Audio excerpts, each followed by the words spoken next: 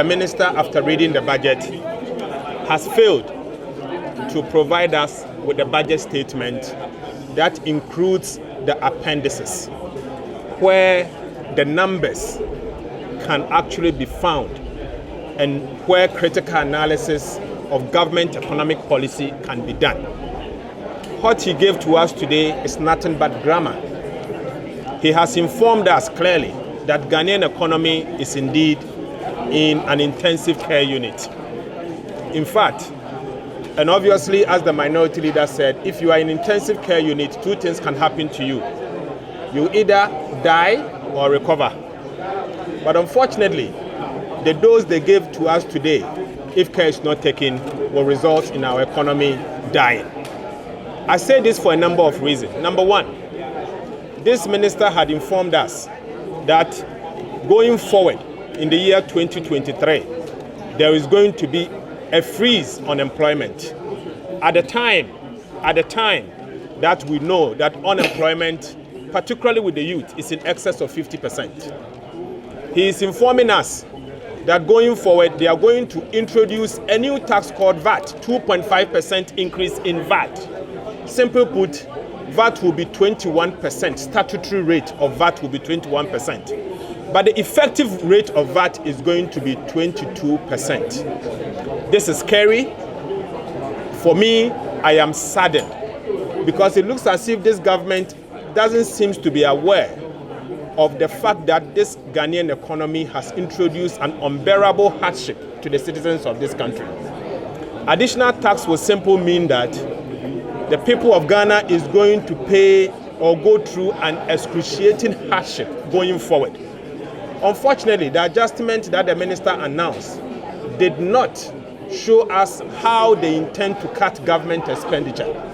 The things that he outlined there are nothing but empty. It will not result in where the proper expenditure cut must come from. What we can see is that the government is shifting the adjustment program to the ordinary Ghanaian, where the taxpayer will be made to pay more. Again, and most importantly, the minister in his budget speech to Parliament in paragraph 121 has successfully announced that Ghana is going to go through debt restructuring. I heard the Deputy Minister, Honorable Abena, in his statement that the only debt instrument that will not be part of the restructuring is treasury bills. This simply means that if we're a domestic debt holder, bonds is going to be affected by the debt restructuring. So 1 year bond, 2 year bond, 3 year bond, or whatever year bonds, as long as it's domestic, some form of haircut, you should expect it.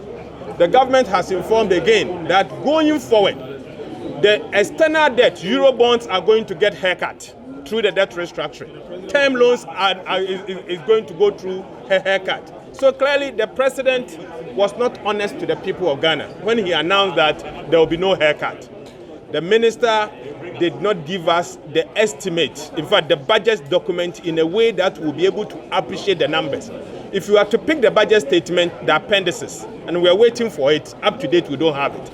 I'm sure when we see that document, you will know the quantum of haircut in the appendices as per the interest that they will have to pay the principal. So it will show clearly what the situation is. But let me tell you, this budget is going to be a severe budget that is going to introduce extreme austerity in the year 2023.